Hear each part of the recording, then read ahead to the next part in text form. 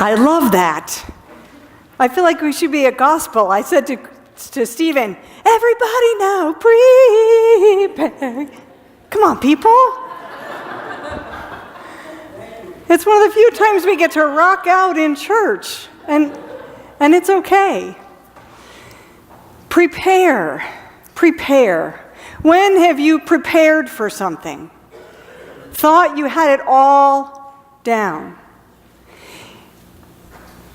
They canoed and or portaged some 2,500 miles, leaving just outside of St. Louis, up the Missouri River, up,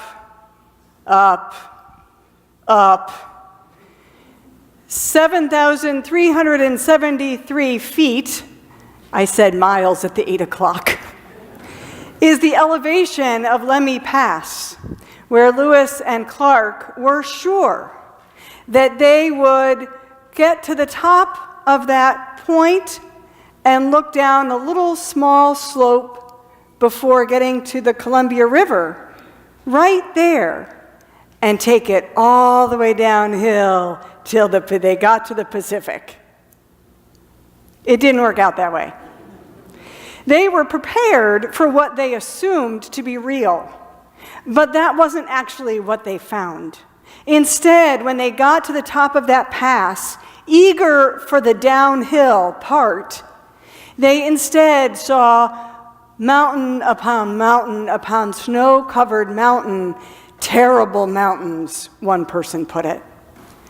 They thought they had reached the high point, that all would be easier after, when in fact all that they had done was just the beginning. It was just a prelude, and guess what? They'd have to leave their canoes behind, because you can't canoe the mountains. Canoeing the Mountains is the name of a book by Todd Bolsinger. He uses that image to describe this moment of the church, this moment in time. Rooted and grounded now, we are much like Lewis and Clark. We've come this far in our canoe, and it ain't gonna help us over the mountains. What they brought to that point, they had to let go. They had to learn new things, and they had to keep on going. That is where we are in this moment as Christians as well.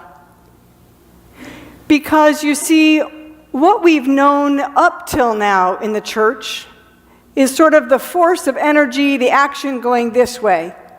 We've always done it this way. We have ancient prayers. We know how this works. And by the way, if we just went back to it, our churches would be full as they were back then.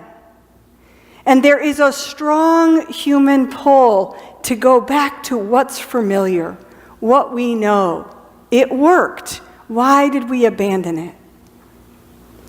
The problem is that what's coming at us is something altogether different. The world has changed and is changing so rapidly in every possible way. And the church has survived in part by being the bastion of what it was, the safe place. You can change all those other things, but let's keep the church the same, because that is where we can find comfort. The problem is that those two forces are locked in tension and seem to be able to get nowhere.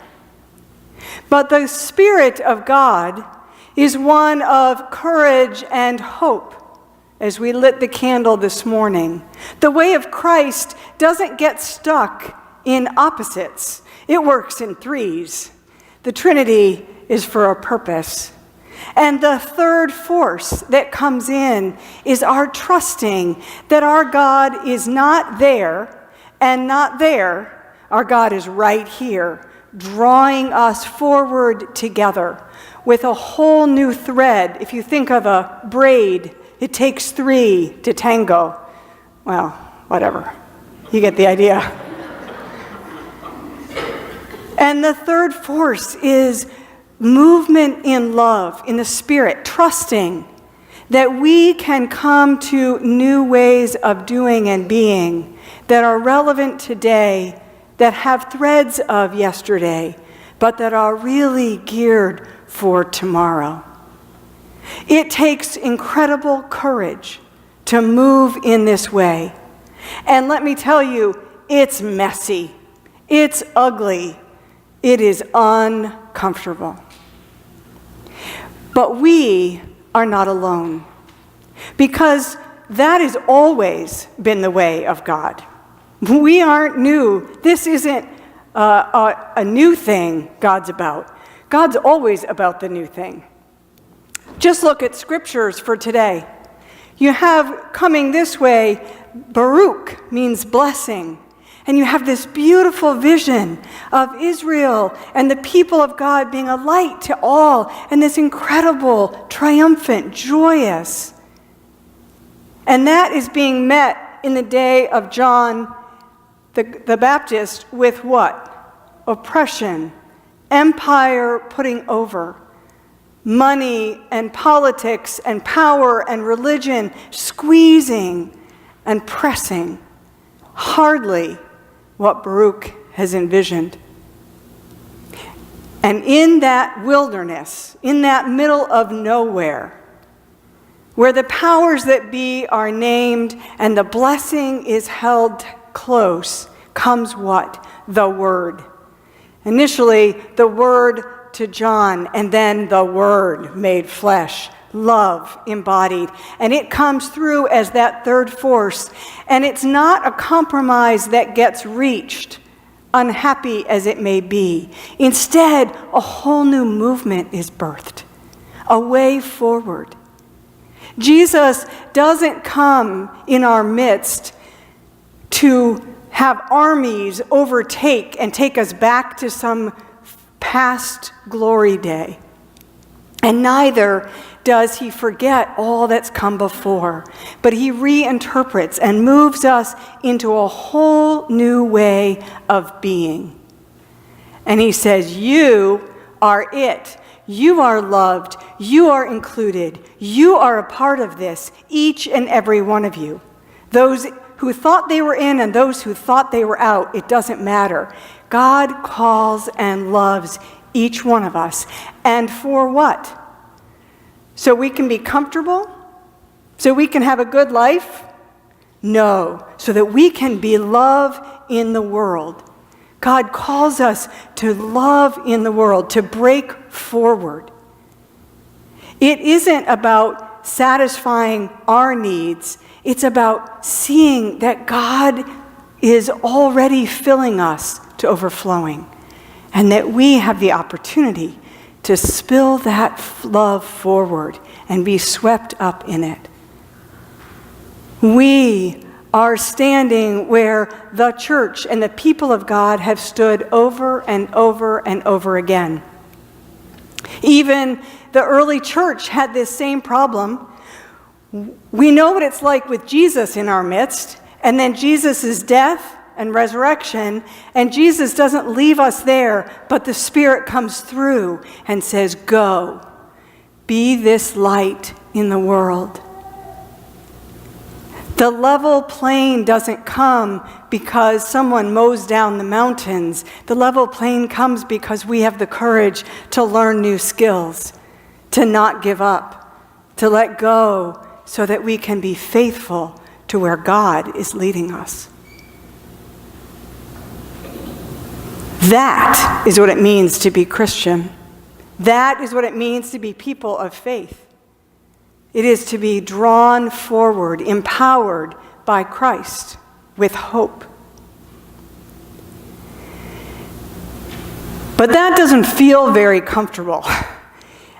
I feel like I've spent my whole last year in this wilderness place. I just want to keep going. I want to keep doing. Come on, let's do it. And over again, physical limitations, a bump on the head, foot surgery, whatever it is, stop, stop, stop. And I want to say, all right already, no. But the more I push against, the more stuck I am. And somehow in those moments when I can let go of what I think I know and open to what God might be doing in me in this odd, uncomfortable season, when I can let go and learn new skills and not give up, I know that God is moving me and us into a new future.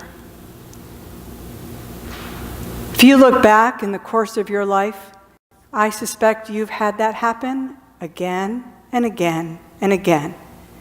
A death, a loss of a job, a move, an illness, a decline. A movement forward gets stopped or slowed down or otherwise in tension. Our political system, the news that we watch. You sit for 1 week and watch the news that you're comfortable with, and then you sit for a week and watch the news that you think is crazy and someone else thinks is gospel. You know what will happen? You'll realize how opposite our world is. We are locked in tension.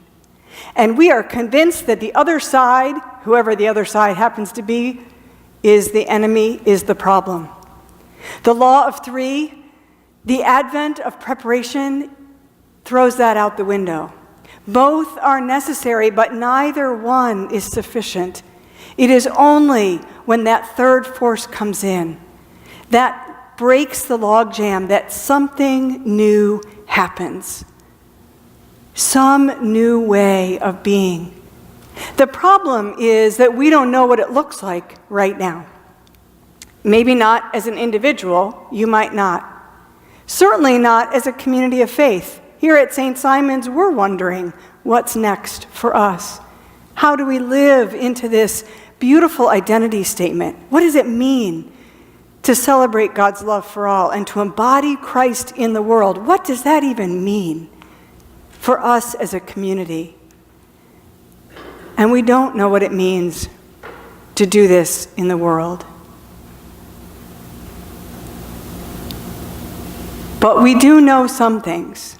We know that God is calling us to let go, to learn new things, to be together and not give up, to trust that we need each of us, all in, and that the light of God is coming towards us even as we move in faith and courage to risk this way.